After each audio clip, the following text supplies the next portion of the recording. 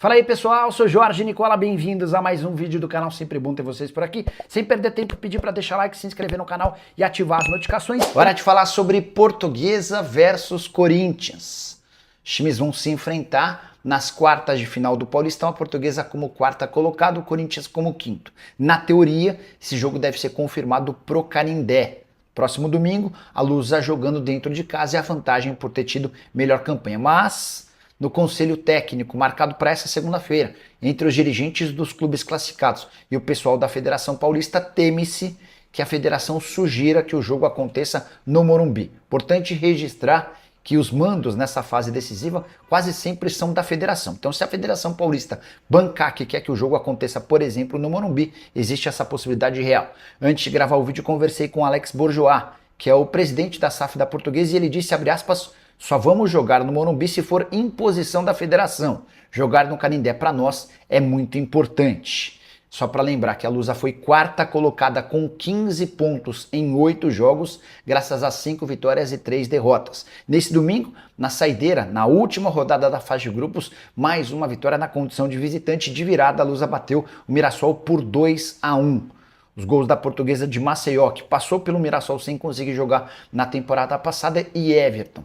Essa foi só mais uma das várias façanhas da Lusa nessa fase de grupos. A Portuguesa havia quebrado um tabu de 13 anos sem vencer clássico contra o São Paulo. Venceu também o Mirassol, que não perdia em seu estádio há mais de um ano. Só para completar, em relação à Portuguesa, melhor visitante do Campeonato Paulista na primeira fase, 75% de aproveitamento. Vitórias contra São Paulo, Mirassol e Primavera, só perdeu para o Capivariano. Sobre o Corinthians, informação exclusiva. Antes de fechar com o Cruzeiro, Bruno Rodrigues foi alvo de uma proposta do Timão.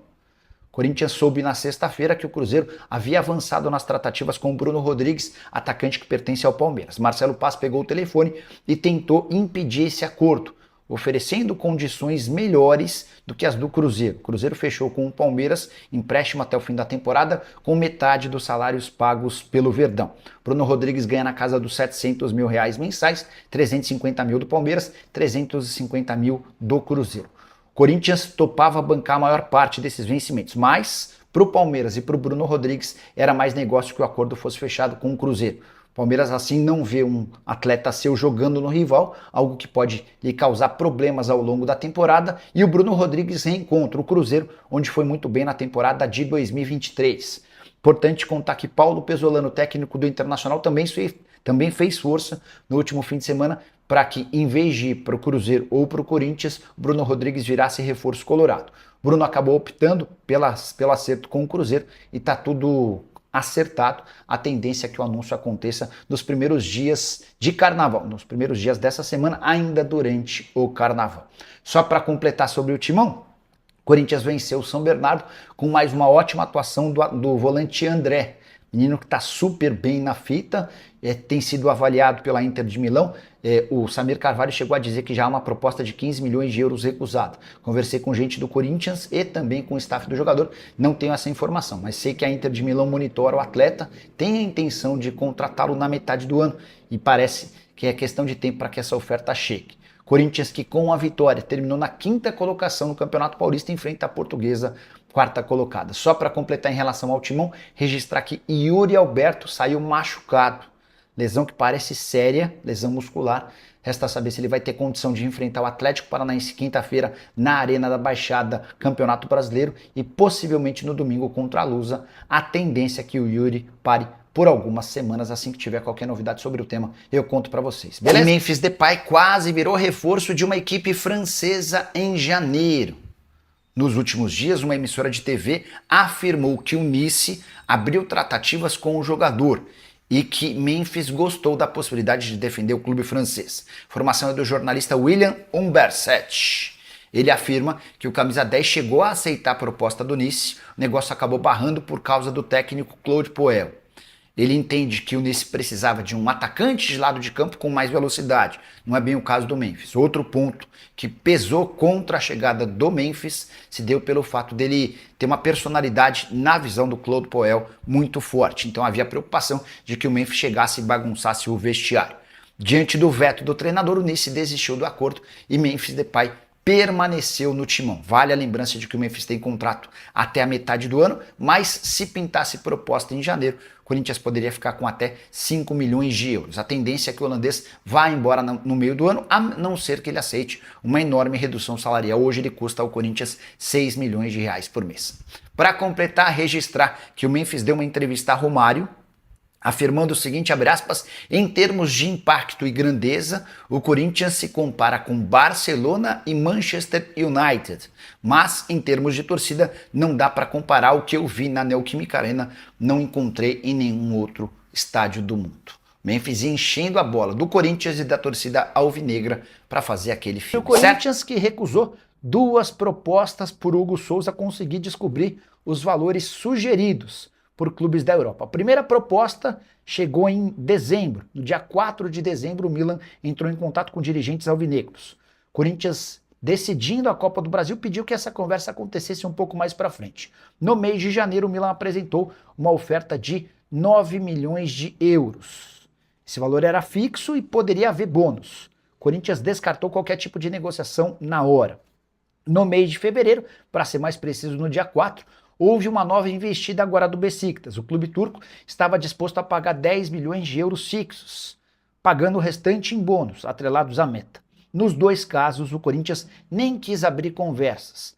A justificativa no timão é de que a classificação para a Libertadores da América obriga que o Hugo Souza fique no clube. O Corinthians até cogitava vender o Hugo caso não estivesse na principal competição sul-americana na temporada de 2026, com o título da Copa do Brasil e o passaporte garantido para a Libertadores. O Corinthians mudou sua ideia e só vai cogitar vendê-lo ao fim da participação na Liberta. Importante registrar que a divulgação sobre as propostas do Beşiktaş e do Milan foi feita pela OTB. Representante do atleta, eu consegui descobrir as cifras oferecidas pelos 2 clubes. Para completar o noticiário alvinegro, registrar que Donelli foi emprestado para o Shabab Al-Ahly, goleiro que era reserva e não entrava em campo desde abril do ano passado. O empréstimo se encerra na metade do ano. O time dos Emirados Árabes Unidos assume 100% dos salários. A economia do Corinthians, por mês, chega a 190 mil reais com impostos. Se a gente multiplicar por 5, dá para dizer que o Timão vai deixar de gastar cerca de 1 milhão de reais com o seu goleiro reserva. Uma boa notícia pro alvinegro.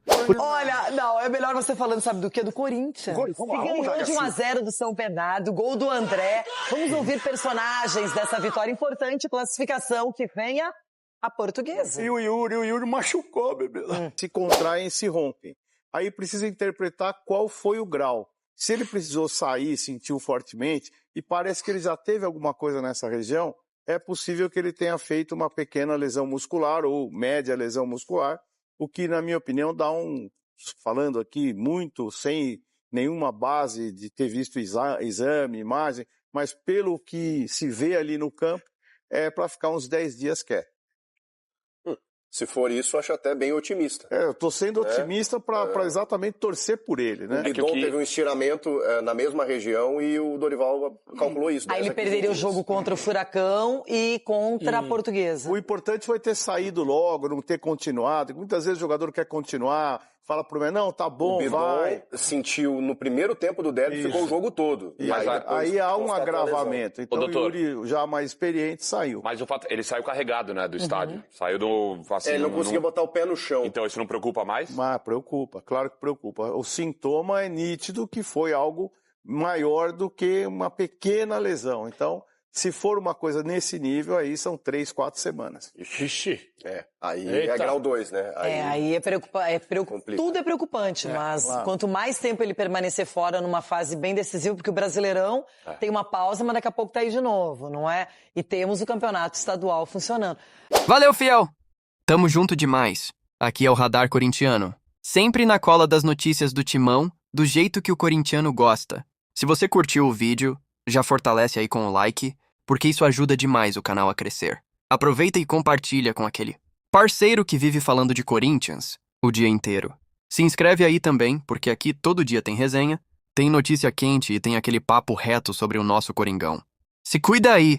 E vamos que vamos, porque o Corinthians não para nunca. E o Radar Corintiano também não!